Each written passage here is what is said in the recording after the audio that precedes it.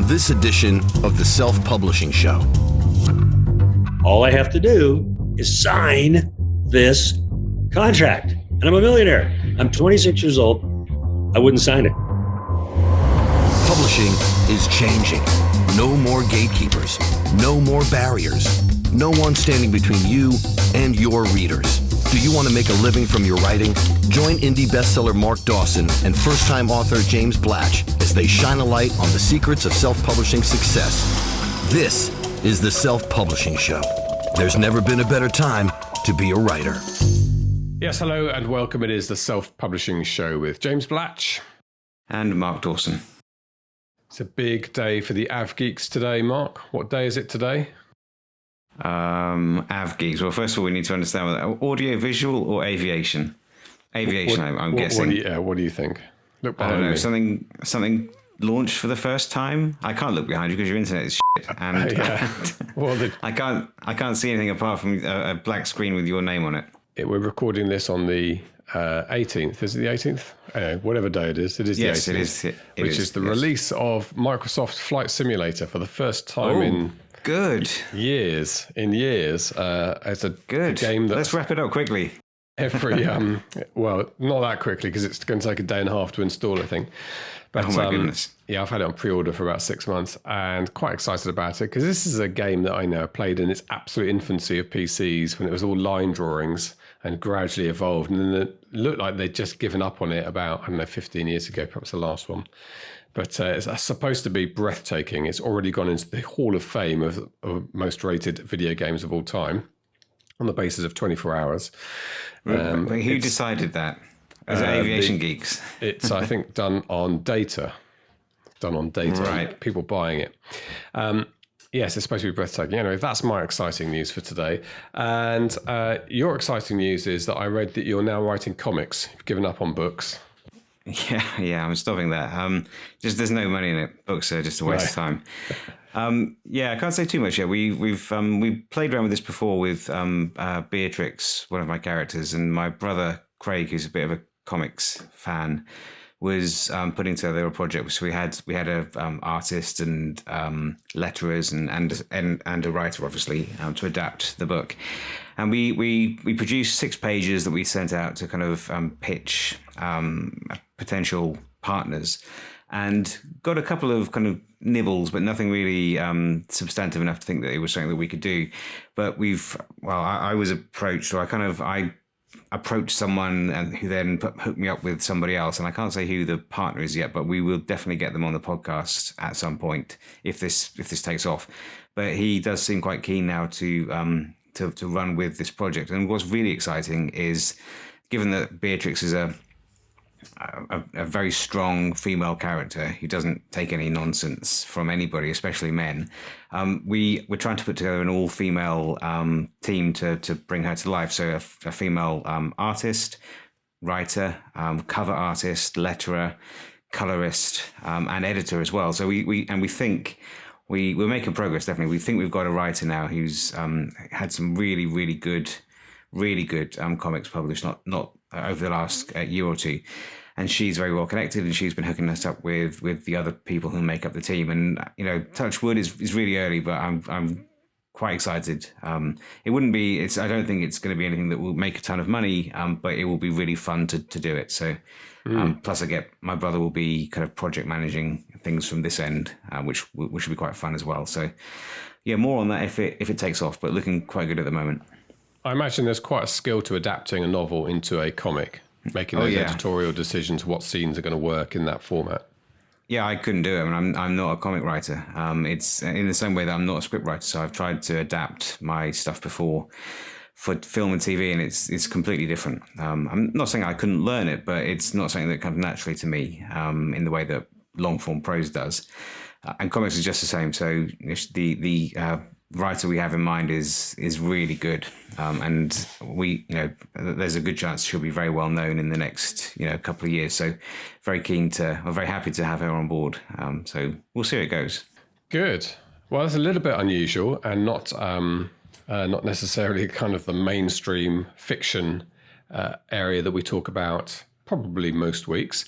But this is not most weeks, because the person who's on today, our guest, is somebody who isn't known for writing books. He has created a game, a board game. In fact, it's a board game you're very likely to have played, Pictionary. It's a board game that's, I think, seeped completely into the culture of sort of mainstream media. We see it in episodes of TV shows.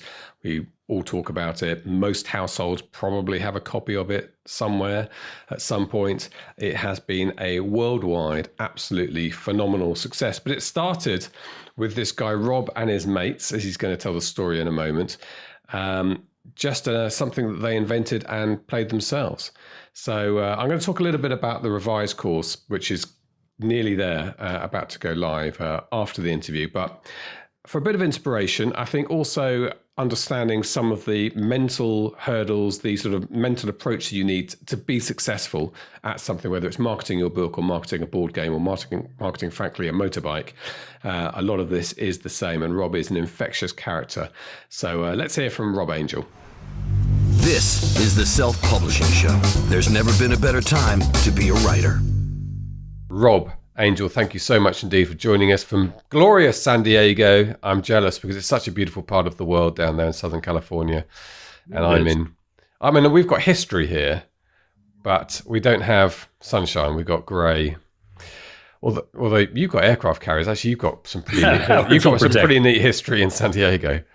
Absolutely.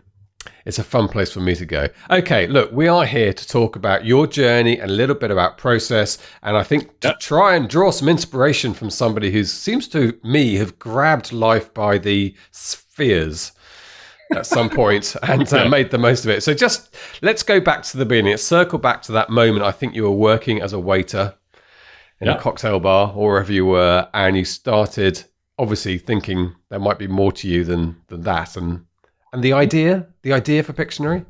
Yeah, you're right. First of all, this is great. I mean, this is my first, it's summer. I've been at the pool. I'm outside. This is fabulous. I'm appreciating this a lot. And we have beer, we should say, both of us. Okay, fine. It was like, I had to ask a question. Do I? And he goes, of course. So it's compulsory in Britain.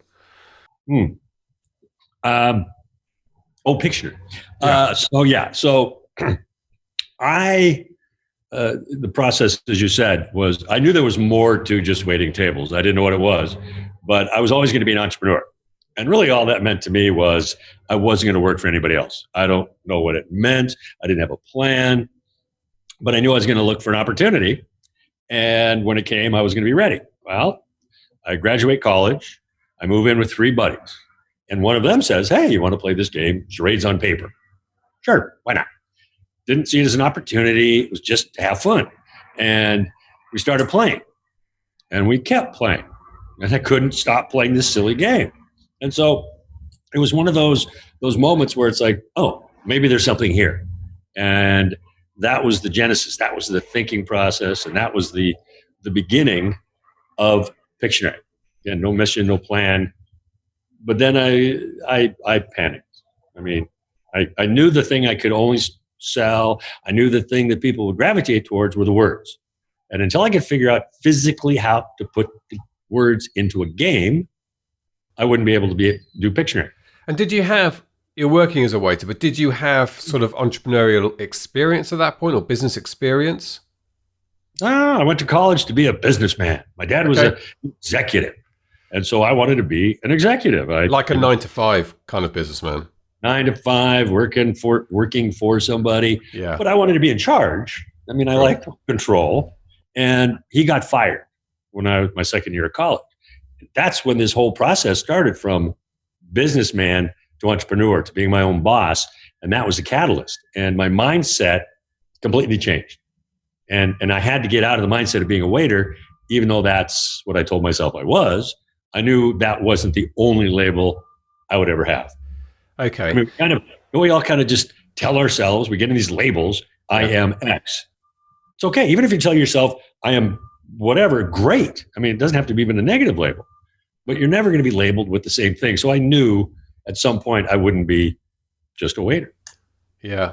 So you're playing charades on paper charades, which presumably just one of your mates has come up with this idea, or it's evolved amongst them, or you're not really sure the exact genesis of it?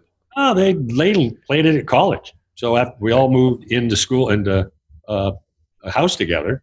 And so he was familiar with the concept, and I latched on. Yeah. And okay, so you're playing the game, you're thinking, we could package and market this. And I guess at that point, so how are you playing it? You're literally handing out sheets of paper and little pencils. Yeah. Well, no. See, that's the thing. When I discovered, as I say, we just grabbed whatever was around.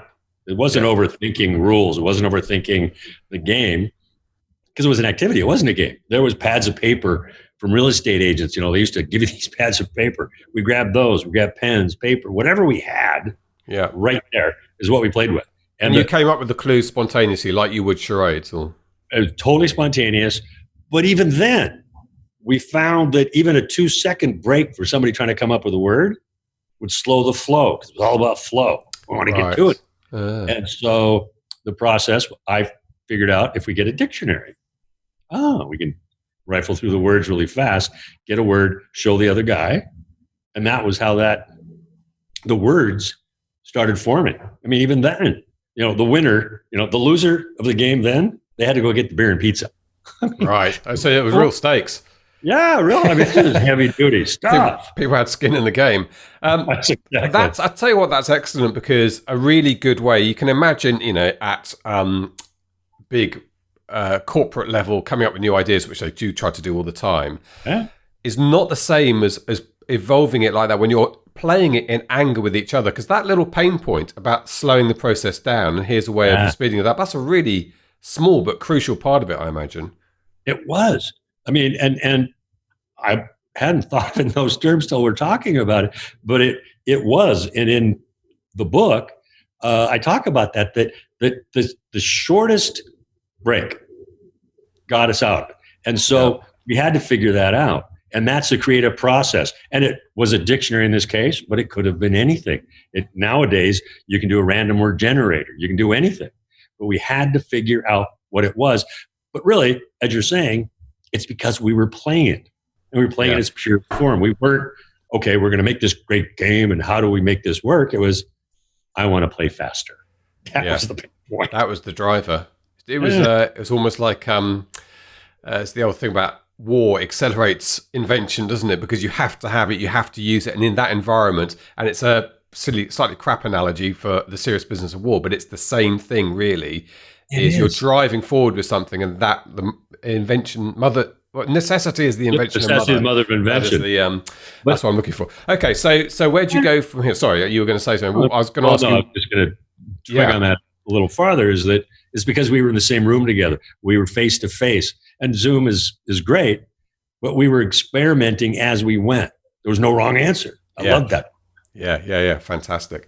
So, are these other guys with you? They're also thinking we want to be entrepreneurial here, or are you the driver here?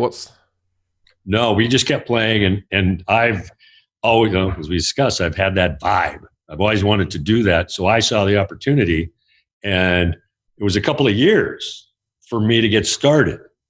And I started overthinking things, and the label came in, I'm just a waiter. I don't have a plan. I mean, that was my biggest thing, was I don't have the skills. I'm just a waiter. I can't do marketing plans, business plans, even though I went to school. And so I kind of shut myself down for a couple of years. And I had to grow up a little bit, and I had to feel my way through. And then I revisited. And that's when it all started accelerating, when I saw Trivial Pursuit. Yeah, which was huge, right? Trivial Pursuit. We all played it. Oh, it was fabulous. And also, it was expensive. It was like 30 in the UK. It was 30 quid for a box. And I remember at the time we were playing it, only one person could really afford it, and it was quite a big deal to go and buy it. But every house had at least a copy in the end. Yeah, absolutely. And they were our role model. I mean, we kind of looked at them. Why reinvent the wheel? I mean, if you want to say they were our mentor, you can. I mean, why did we want to reinvent the wheel? They're quality. They're great. They are fantastic.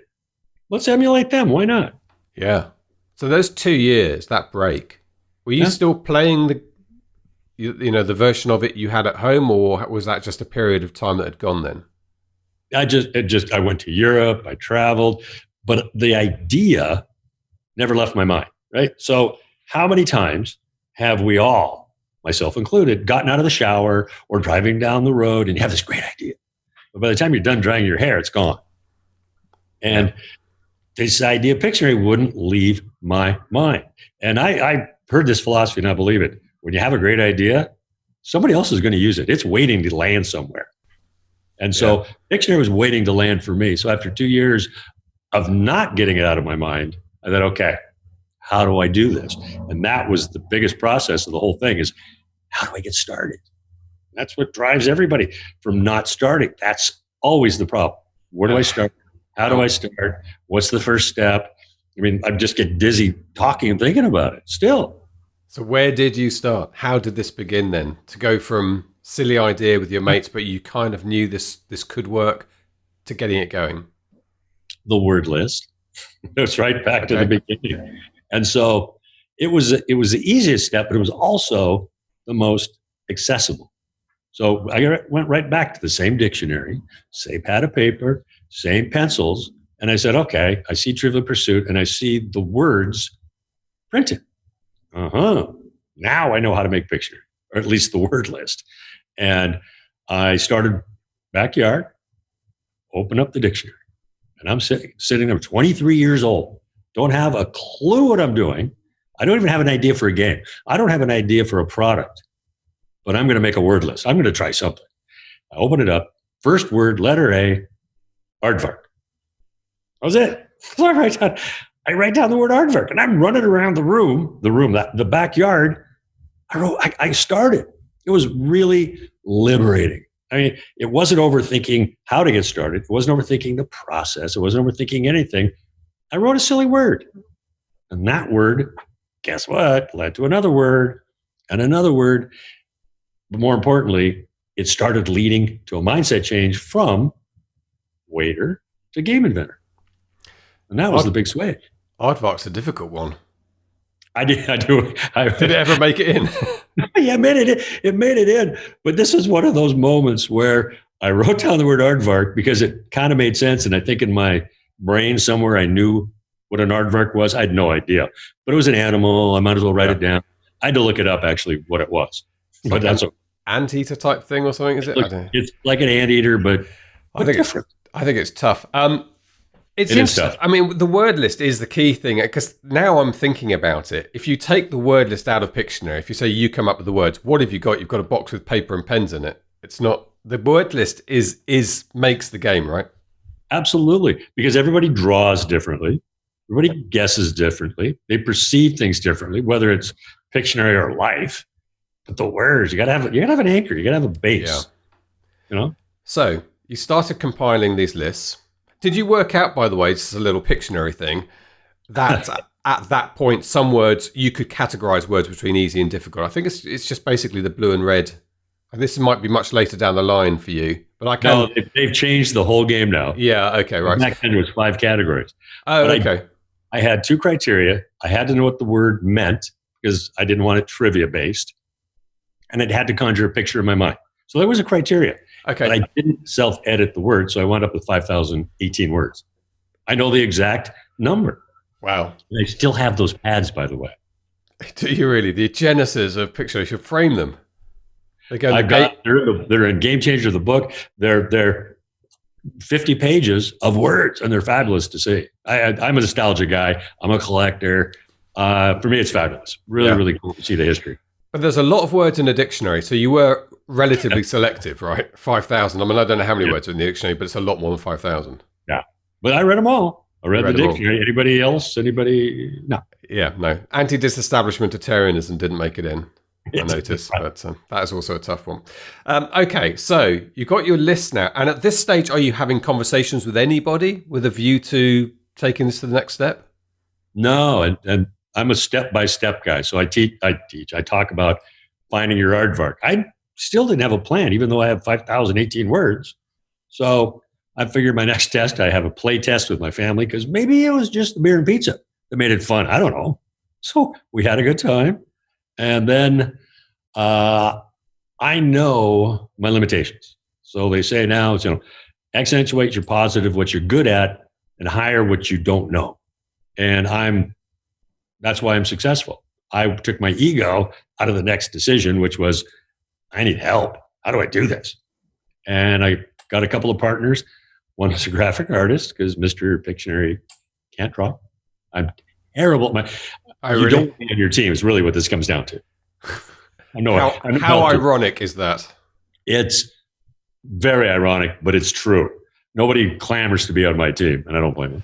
That is hilarious. I've got Rob Angel coming around, the inventor of Pictionary. I can't believe you're gaming the system like this. No, as it turns out, it's a disadvantage.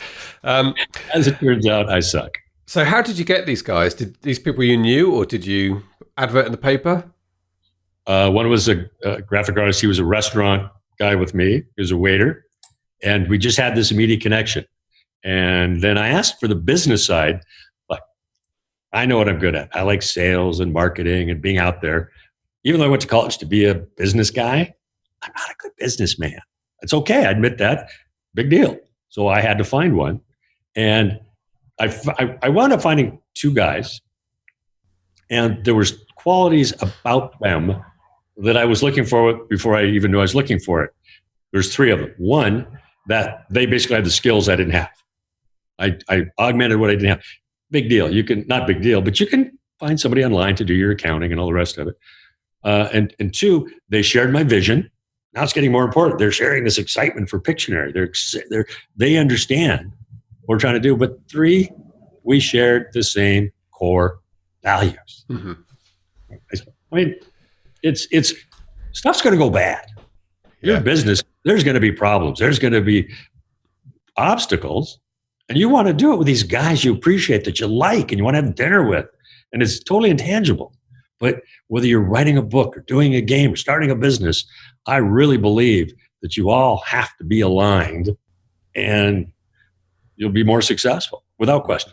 Yeah, I think that's really good advice. And it was amazing of you to have seen that and felt that at that time, because I think that's a life lesson people learn later. Yeah. Normally. Well, I said I didn't realize it till now. I mean, between what I'm talking about and I'm analyzing my life, that's what it was. Back then it was, oh, this guy's right there. He might be a good partner. Yeah, so it's almost subconscious for you at that stage that you felt that you... Completely intuitive and subconsciously, they were and the best partners I could have hoped for. And let me ask you this, in terms of sharing the idea and the IP, how did you approach that? Because that's also, these are decisions that last a long time. Well, at first we did it ourselves. We didn't license the product till later. But I mean, sorry, between the three of you, did you employ them on salaries, or did you say here's 5% or 10%, or how did you, or is that all confidential? No, I'm not going to tell you the percents, but because of the core values, we couldn't afford to do a purchase and a sale agreement or a partnership agreement. We didn't have any money. And so we came up with, between my partners, myself, and my uncle who financed us, our percents totally on a handshake. Okay, great. And because of our connection, our values, when it came time we could afford to do a partnership agreement, we lived up to our obligations. Yeah, fantastic. That's good to know. So, but basically it was a partnership in the true sense. It wasn't simply you saying, can I pay you $500 this month for you to do some work for me? It was a partnership with these guys. Right. And they're invested. Yeah. They're invested emotionally, man. Yeah, which is obviously an important part of how this then took off. And boy, did this take off at some point. So we're not there yet, I don't think, but you've got your guys together. You say your uncle's giving you a bit of feed money at this stage. He obviously believed in the idea as well. Yeah. Believed more in me than the idea. I mean, he didn't understand really the game or what I was trying to do, but he liked his nephew. But I was passionate. I mean, I really believed by the time we went for financing, this was going to be something. So by the time I went looking for cash and for capital, he was in. And when you went for your pitching, let's talk about that in a second, because it's not something everyone has experience of. When you went to pitching, what exactly were you pitching? How fully formed was the idea at that point? The idea was formed. The business model wasn't. Right. You know, we kind of made things up, but we knew we had something. I mean, bottom line, we knew we had a good game. We had play tested this thing so many times that people loved it. And we knew we had a good game. And so that drove us, and we were winging it. I mean, let's be honest, one foot in front of the other. There was no manual for any of this. I'm 20 now. By now, I'm 25 and still confused, but having a ball. And between the three of us, we're going, what are we going to do today? Oh, we need some markers. Well, let's find some markers. And it was just a blast, not knowing from one day to the next what was going to happen. For me, that's my whole life. And I love the not knowing. It's not the fear of the unknown, because that's scary. It's giving up the known. And what we knew was great. So we didn't fear it. And so we just kept plugging forward and forward. So by the time we went for financing to my uncle, it was like, this is the best thing ever. I mean, this wasn't like begging for money. This is, if you don't do it, somebody's going to do it, because this is a really good idea. Really good idea. You were 100% convinced this would be a commercial success at that stage? No. Okay. I knew the game was great. I had absolutely no idea if it would be a success or not, but I couldn't focus on that. I focus on, I still do, I focus on the intention. And the intention was to create a great game. And if it was successful, which clearly we wanted, that would be great. If it wasn't, then so be it. But that said, we created the best game possible. This wasn't just, let's give it a try. We really believe what we're doing. Really believe. Okay. So you go for financing. So this was your uncle again, was it? Yeah. Okay. You didn't go into a Shark Tank type scenario with a couple of guys the other side of the desk pulling apart your idea. The quick backstory was when I was in college, I'd put myself through school because my dad got fired. I went to my uncle and borrowed $2,000. The deal was that I'd have to pay him 9 months, start paying him 9 months after I graduated. 9 months, I start writing him checks. Who writes checks anymore? Yeah. I was sending checks. But there was months where I didn't have any money. I'd send him a note. Don't go Jerome. Can't afford anything. Have a good day. All I cared about was that I paid the debt. Or I acknowledged, the debt. Yeah. So by the time I went looking for financing, I was a mensch. I was a man of my word. That's the other reason he gave us the capital. Yeah. The game was great because I was a man of my word. And what did you do with the capital?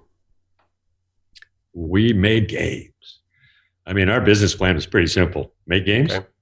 So you worked out what was going to go in the box. You had your graphic designer who did. Here's a picture of a guy on the front. Is that the original from him? No. Okay. So this is all the new different. box. No, but it could have been. I mean, he didn't know what he was doing either. He was a waiter and worked at a magazine. I mean, we had no experience. So you had prototype versions of the game built, or? We had prototypes. We played them, changed the rules when necessary. Okay. And so by the time we went for financing, the product was perfect. Now, the business model we had to work on, but the product was really good. Well, that's the main thing. If somebody's looking to invest, that's the product's going to be key, isn't it? So people don't look at it that way. They just have an idea. If I do it half-ass and I put it out, if it's successful, great. If it's not, then I'll try something else. Do the best you can do. Got to pull the trigger at some point because you'll never have all the information you need to make an informed decision, even with the internet. But do the best you can do. Have the best product, have the best people, and then you'll give yourself a chance of success. If it doesn't work, you tried and you gave it a good shot. If it's successful, now you know why. Yeah. And you know what? These cynical VCs and the people who invest, the one thing they look for is the person's commitment to the project. Absolutely. It's a really key thing. And a friend of mine does do this now. He's had a couple of very successful breaks. I was going to say lucky breaks, but they're not. He's a hardworking guy and he now invests. But that's what he looks at the person much more than the idea of the business plan for him. So I can see that's an attractive proposition. But what I'm curious about is, and there is some relation here to self-publishing in trying to work out what it is you do at the various steps so that you are putting your time and effort into the right thing. So you've developed the product, you've developed the hell out of the product, so you know that it's as good as it can be at that stage. But what's in your mind about what you do next? I mean, I don't know how to how does a game get distributed? I don't know. Yeah, right. I mean, now I'm 26, and we've got a product, and I literally have a game, and now I've got to, I should probably figure out how to sell this darn thing. And that was the next step, is selling. All right, we spent all this time, energy, money getting a product. Oh, Rob, you got to go to work now. You got to go sell it. And so I'm thinking the only place people sold games were toy stores and the big box stores, Toys R Us, KB Toys. Little guys like us, we didn't have access to the big stores, so it's just toy stores. So I'm thinking, after a couple of walking around the street, I'm thinking, if anybody sells anything, I don't care what it is, you better be selling Pictionary. So I'd literally take the game under my arm, walk down the street, see a storefront, and I'd walk in and try to sell them. Right. Real estate companies, bookstores, pharmacies, I didn't care. They didn't sell in these places. Department stores, Nordstrom, a big chain here in the U.S. And I just didn't care. And it wasn't a fear of failure. You make a sales call. What if you fail? No, I didn't fail. There's another store next door. I just take the game, walk out, go to the next store. Some were receptive, some weren't. But that's okay. I had a ball. Absolute blast, not knowing what store was next. But what it did was it got the game in front of people that normally wouldn't see games. Right? If you go to a toy store, you're there because you want a toy or a game for a birthday, a holiday. But here it is, like June 12th, and you see this game at the fabric store? What's that? Oh, so we were disruptive before we knew we were disruptive. So that you created the box, you'd done the prototypes, but you created enough production versions of the game as far as you got to it in terms of its development. You must have stopped at some point and said, is it Francis Ford Coppola, who makes films, said projects are never completed, they're just abandoned at some point when they're creative. So you just abandoned your constant product development. And then how many did you make? Did you commission? We did 1,000. And back then, 1985, 84, there was no internet. So we physically had to go through the yellow pages to find our pieces. We had 9 different companies: markers, dies, cubes, printers, box makers. All of these different pieces shipped to my apartment. Wow. And everything fit in there. We hand assembled the first 1,000 games. Wow. I mean, it was like every one of those first 1,000 games has my fingerprints on them. Have you got any of these left? I've still got about 5 in a stash that I've hidden away that are those original 1,000. They're heirlooms. Yeah, superb. So you hawked them. You went around to the shops. Oh, we hawked them. We would go to a restaurant, and 2 of us, we'd open up the game and start playing in the middle of the restaurant. Well, what are you doing? Oh, it's a new game. Why don't you come see? They would sit down. We get the pencil in their hand. They had a blast. They had a ball. Oh, by the way, I invented it, and we're selling it next door. And they'd throttle over and go buy the game. So wow. we were shameless. We would rearrange game sections of retailers. If I didn't like where it was, Gary, my partner, would he'd look around, go, no manager. I would rearrange it so Pictionary was eye level. Trivial Pursuit somehow wound up in the bottom shelf. Mm-hmm, sure. We're shameless. Yeah. There's not an author with a book in a bookshop hasn't gone at some point and done some little shuffling around, which is fair enough. Okay, so you go from a self-published game before self-publishing was even a thing, and who knew you could even do that? I love the fact that you did stuff that you didn't even know people did. Just let's do that. I mean, it's a kind of obvious move to walk around shops, but what I like to say is they say you got to go out and break the rules, but we never asked what the rules were. Yeah. How can we break them? I mean, we didn't care. It's a game. It's not rocket science. And then what's the next stage after you've sold those first 1,000 or 995 if you've got 5 in your attic? What's next?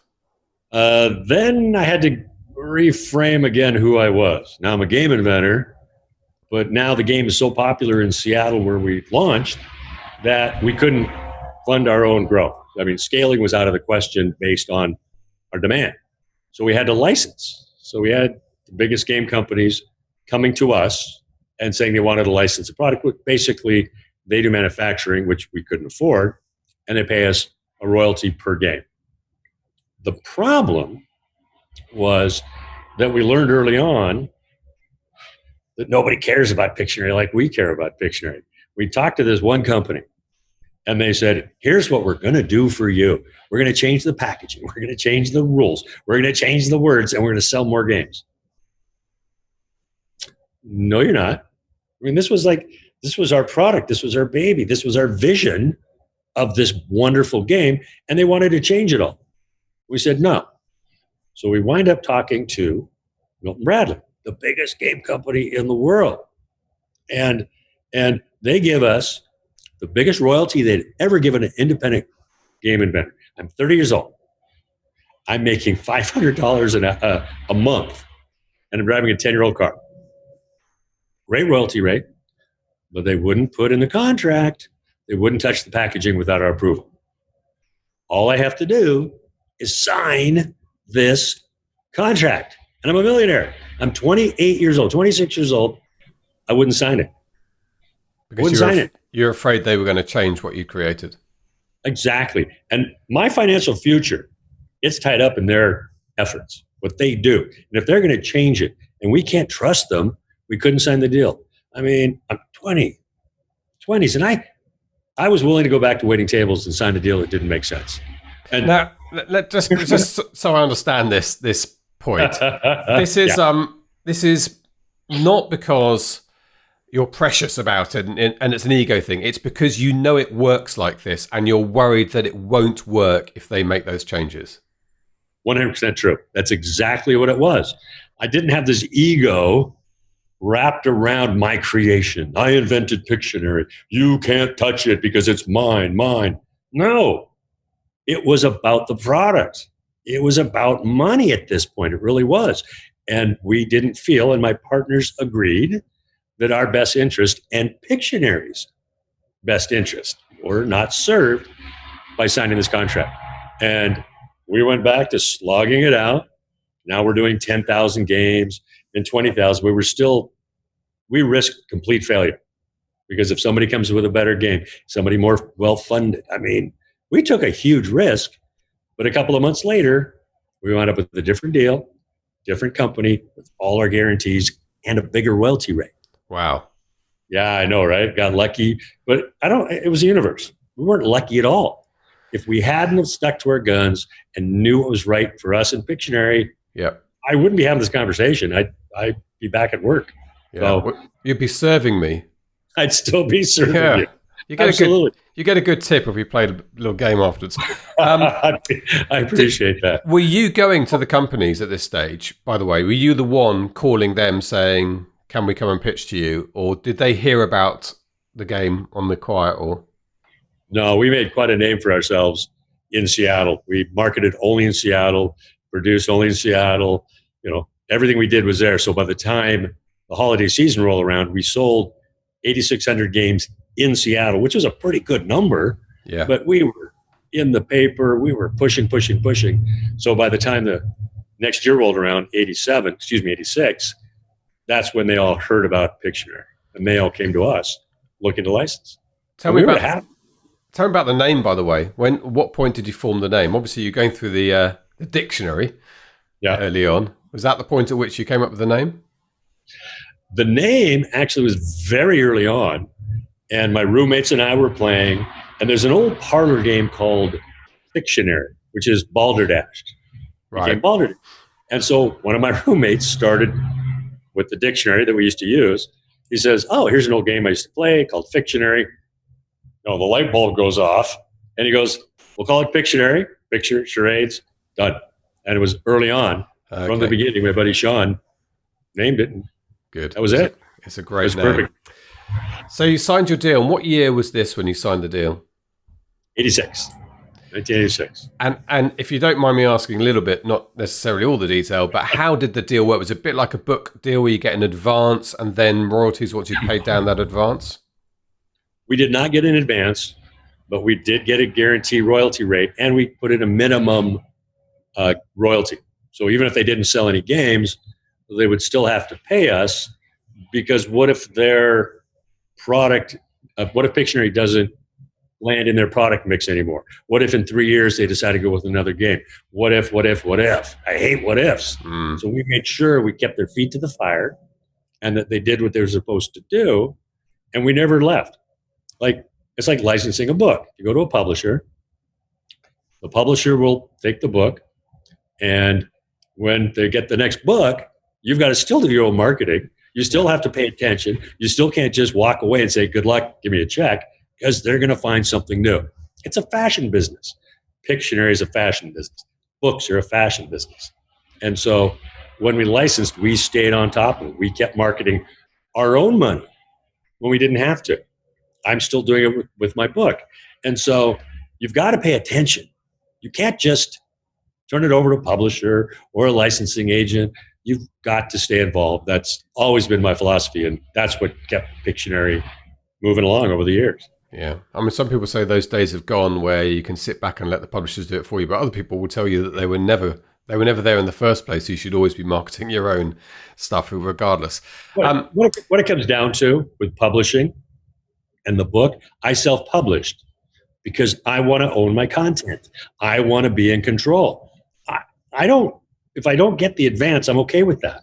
But book fails or succeeds, it's on my efforts, and I'm okay with that.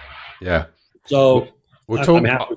I want to talk about the book next, but just to get to the kind of conclusion or get to the point where I was sitting around with my friends playing Pictionary, which I guess was a few years down the line from that point where the international licensing. I mean, how did all that happen? Because this is a phenomenal global success, Pictionary, right? Yeah, we went from 8,600 games in 1985. 86, we sold 350,000 we'd licensed. This is in the U.S. In year 3 million games. Wow. So I went from waiting tables, 36 months later, biggest selling game in the U.S. The next year, we're now in Europe. And in 1988, we sold 11 million just in the U.S. Another 3 million in Europe. The numbers were staggering. Yeah. And it was just a whirlwind, crazy time. Time. And was this all through the same company in the US? Did they do the European licensing as well? Or was that No, we did a different deal in Europe, different company, different sensibilities. We needed somebody that knew the market. And it was just the planet, the story, the universe, everything aligned to make Pictionary the next Trivial Pursuit. And who owns it now? Mattel. They bought us out in 2001. So we owned it for 17 years, and then they made us an offer we couldn't refuse. Plus, I was ready. 43, time to move on. But man, the ride was unbelievable. I can only imagine. And the three of you, are you still friends? You started off Yeah, well, Gary passed in 95, the graphic artist. I'm sorry. He's still around. No, it's okay. I mean, still his fingerprints are all over the game. And Terry, my other partner, is still around. We talked yesterday, and actually I'm having dinner with my uncle tonight. Ah, superb. That's why I'm in San Diego. The financier. So that was a good investment from his point of view. It was really good. That worked out well. It worked out well. We never begrudged him. I mean, he technically never worked, and he was never in the office. But without him, we don't succeed. So that's how it is sometimes. Yeah, never a problem. Never. For it. Fantastic. Now, you say you don't know what there's going to be bumps along the way. There must have been, because so far this sounds like incredible hard work, making good decisions, but there must have been moments where you felt this isn't going to happen, or was there not? Oh, yeah, there was a couple of moments. It's like, really? For instance, when we decided to do the launch June 1st, 1985, we had to collate or sort 1,000 games, 500 cards per game. That's 500,000 cards. The printer said, no problem. We've got it done. Well, we sent out the invitations. We have 9 days before the launch. The printer calls and he goes, can't do it. It's too costly, too much time. I go, we've already sent out the invitations. What are we going to do? So we panic. It was my only tantrum. I was pissed. And I threw the phone. I go, what do we do? Well, what do? You get your act together and you figure it out. So we hand collated, hand sorted 500,000 game cards in 6 days. It'd be like taking 9,500 packs of playing cards, throwing them in the middle of the room, and then having to sort them pack by pack. That's what we had to do in 6 days. But we got it done. And we learned that we could count on each other. And that's where the core values and all these things came into play, that it started out as the worst possible thing. And it turned into the best. I mean, how many times has something happened to you, and in the moment, it's terrible. Yeah. It's like, my world's coming to an end, or this isn't happening. And then a day, a week, a month later, you go, oh, because of that, this really cool thing happened. Happens all the time. It's Apollo 13, isn't it? Which is, when someone said to, the mission controller, this could be NASA's worst disaster. He said, I think it's going to be NASA's finest moment. Right. It's a way of looking at it. And that was a defining moment. Right. Very good. For those guys. Okay, so let's talk about the book. You put a lot of this wisdom down on paper, and I'm delighted to say you've self-published it, because that's what we're all about on this show. And of course, it's true to the origins of you hawking the game around in Seattle back in the 80s.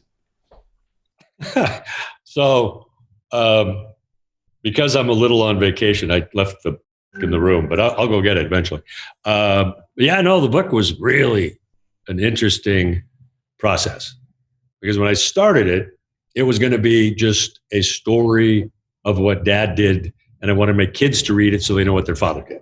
That was really the genesis. It wasn't dramatic, but the more I got into it, the more, this story is connected to this story, and maybe this was harder than I thought, and all these things that started coming up from this cathartic writing of my own life was really an interesting self-realization, self-actualization, and it turned into a really great project after I got started. A completely different project than when I started. So when you set out, this was you, as you say, a cathartic, a need to put down on paper and try and sort and bring some semblance to this crazy journey that you'd been on. And by the end of it, what did it feel like as a project? Oh, well, physically, it was a difficult journey physically writing the book, because I kept changing spiritually, and I was learning and I was growing, and then all of a sudden this story that happened for Pictionary had new meaning, and I'd want to change it. And as I say, you're never done editing, you just put your pencil down. So I just kept editing and changing, and finally I had to stop. And that was, I won't lie, that was difficult. I mean, that was hard for me to say, well, I now know more about myself. I know more about Pictionary. I want to, but man, when it's done, and it was done, it was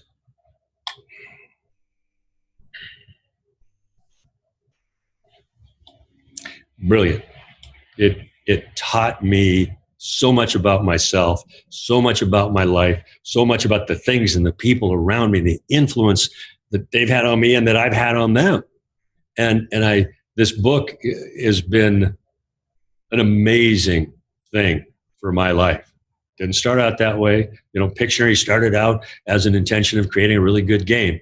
Well, this book didn't start out where I started either, but it turned into the most magical thing I ever could have done at this stage in my life. I couldn't be happier, and I couldn't be more proud of it. I can feel that. That's great to hear, Robin. So it means a lot to you, clearly, and has been incredible, an event in your life. What's it going to mean to me when I read it? What's it going to mean to the people listening to this? Did you, you say you kind of chopped and changed as you went through about what it actually meant. Yeah. But by the end of this, what's the intention of the book for other people to read? The line I use is, it's not a how-to book, but it's a you can too book. Okay. I mean, it's just a great story of overcoming obstacles, of not having a plan, of not really caring what happened. And so if you're reading the book, one, if you're a Pictionary fan, you'll know all the ins and outs, but you'll also know that anything is possible. I mean, it's going to inspire you to try. It's going to inspire you to follow your dreams, whatever those are. Doesn't matter. But just to get out there and try. And if you're looking for creativity, it's going to help you there. It's a fun story that teaches you, man, if this waiter from Spokane can do that, so can you, without question. Fantastic. And I feel we've really scratched the surface on the story today. You better tell us the details of the book so people can go and find it. So this is the book. There you go. Game changer. Superb. And there's the aardvark. And the aardvark. Yeah, the aardvark. You're right. Yes. It's find your aardvark. It's very important. It. There you go. Find your aardvark.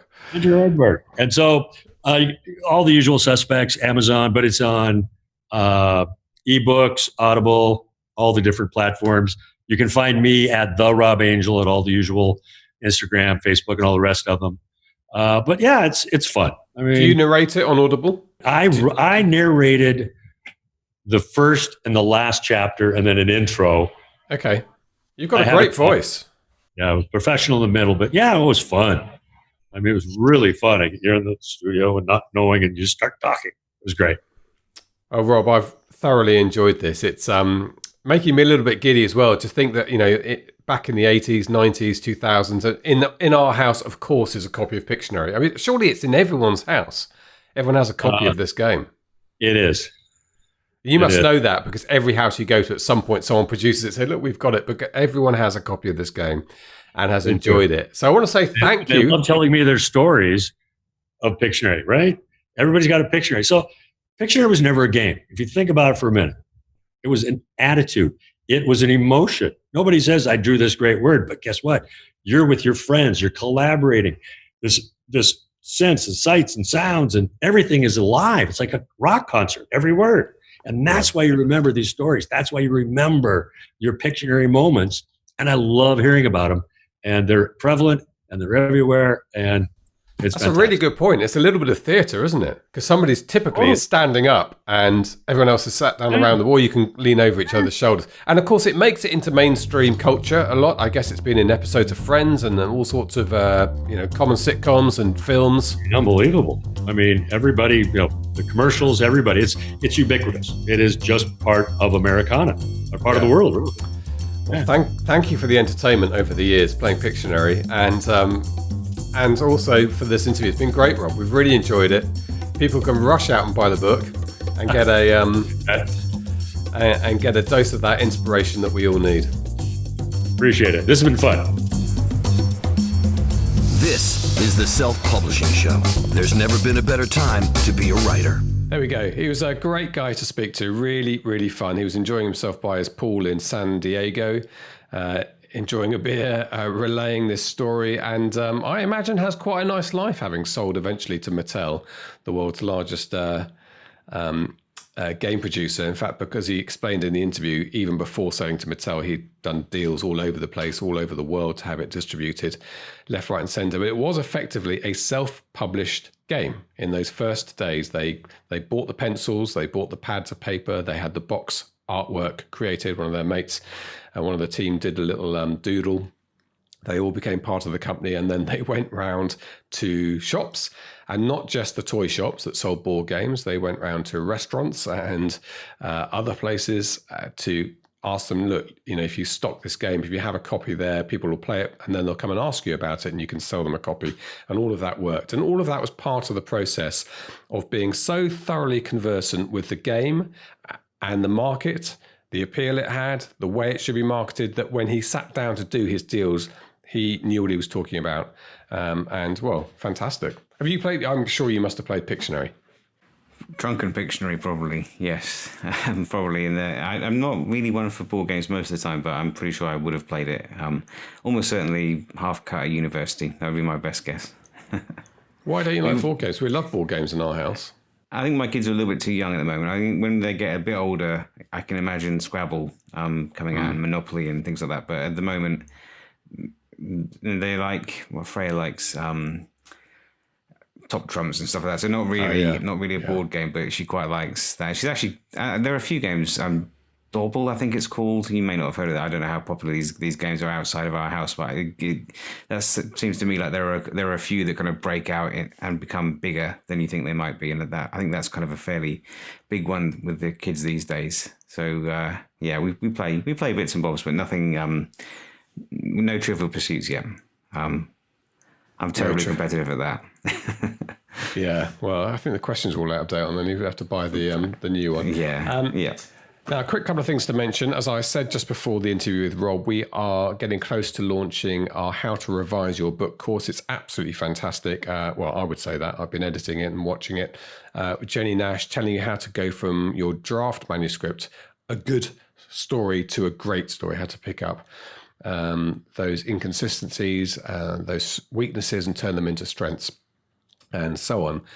So at the moment, we are gathering names for a waiting list for the first people to be told, and there will be an offer for the first month or so when we go live. And you can go to selfpublishingformula.com/revise for that. I'll mention that I was on a podcast this week, Daniel Wilcox's podcast, which is laughably called Great Writers Share, of which I somehow slipped through the... They'd run out of great writers, so slipped they were through scraping the bottom of the barrel there. The process. He does have another podcast, I think, called Next Level Authors, and maybe I'll be on that next. Anyway, if you want to go over to danielwilcox.com, WILLCOCKS.com, and you can listen to me waffling on there. You were on another podcast last night as well. Yes, you and I did a double show, a team tag, didn't we? Tag team, you mean? Tag team, that's it. I'm not a wrestler. We did. No, well, I am. Well, not really.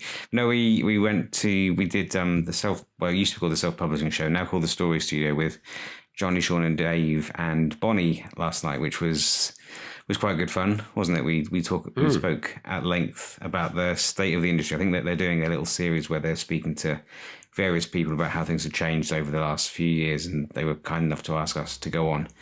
And very generous with their praise. So I know Sean listens. Sean was very excited, wasn't he, that you gave him a mention. Love Sean. Whilst he was out walking. That was a lovely image. I could imagine him, a little skip in his step. I think that's the first time I've ever spoken to Dave as well. And yes, it wasn't a long conversation, I have to say. And then Dave disappeared even further down into his bunker as Auntie Emmy a Twister's on the way happened to him. So it was a windstorm, they called it. It was great. What was interesting was the fact that I consider them the elder statesmen of self-publishing. They were around when I first learnt about this world and listened to their podcasts, got to know them then, and was quite nervous meeting them. They consider us elder statesmen now, and it sort of occurred to us, I think, in that conversation last night, how long we've been around now. Yes, we've been around for about 5 years, but remember, you've only been in this industry for about 5 years. You can add another 5 years on for me, and they were very influential to me. I mentioned this before when I started learning about what was possible. They're not elder statesmen. They're kind of, I'm not sure what they are. What's kind of level up from elder statesmen? Up from elder statesmen. Other dimensional god. I suppose so. Yeah. So that was. They've been doing this for a long time. So I was on their show, as we talked about this last night. I was on their show for the first time about 5 years ago, just as we launched Facebook ads for authors. And it's nice that they're still going strong, and obviously we're still going strong. And it was good to kind of just chew the cud for a little bit whilst at least one of us drank a beer. I know we both did. Well, we both had beer on the go. Yeah. Perhaps one day you and they could be inductees into the Self-Publishing Hall of Fame. Yes, that would be, if there was one, which there isn't. It should be in. Where's the Baseball Hall of Fame? Football's Canton. Baseball is in northern New York, I think, some town. Basically, it's a town that is built around the Hall of Fame. Yeah, same as for football. Yeah, all the American audience will be screaming the name at it. They will. I remember it from the Curb Your Enthusiasm episode, Larry's juicing episode, which is. You don't remember it that well, though, do you? Why? You don't remember the name. No, I can't remember the name of the town. I think it's like it is famous for being the Baseball Hall of Fame, and obviously most British people. I watch a lot of baseball, but most British people don't. I don't think it's. I've been to Harrisburg. It's not Harrisburg. That's in Pennsylvania. Yeah. Okay. Well, I'm sure someone will leave us a comment in the YouTube channel. 200 emails saying you're both idiots. It's this town, and I shall Listen, never forget it. I don't pretend to be a baseball expert. I'm good at football. You're the baseball expert here. So if anyone's going to be sending rude emails, they can send them to James at selfpublishingformula.com, not me. Well, listen, I'm a Mets supporter. So there's not a lot of Hall of Famers there. Mike Piazza, probably the last one. Okay, here we go. Thank you very much indeed, Mark. Thank you very much to Rob Angel. It was tremendous talking to him, and I really hope we can get together one day and share a beer, because he's, I think, an inspirational person. What a life story he's had. It goes to show, doesn't it, what happens when you just have one idea and then don't let it go. Improve it, work on it until it gets there. And I think there are a lot of parallels with writing a novel and the industry we're in. Okay, next week we have Marie Force, one of my favourite interviews I've done this year. Absolutely love Marie. Coming up to her 8 millionth book sold, which is incredible. And yet, going back to basics, she's currently ploughing her way through your courses, Mark. She's slimmed down her team. She's going back to the basics of self-publishing. It's where she wants to be in the future, which is, well, there you go. For people who say, well, I'm not sure about all this advertising lark, does it work? If Marie Force needs to learn the nuts and bolts of advertising to increase her sales, I'm going to say so do you. Okay, that's it. So Marie's next week. Until then, all that remains for me to say is it's a goodbye from him. And a goodbye from me. Goodbye. Goodbye. Get show notes, the podcast archive, and free resources to boost your writing career at selfpublishingshow.com. Join our thriving Facebook group at selfpublishingshow.com/Facebook. Support the show at patreon.com/self-publishing show. And join us next week for more help and inspiration so that you can make your mark as a successful indie author. Publishing is changing, so get your words into the world and join the revolution with the Self-Publishing Show.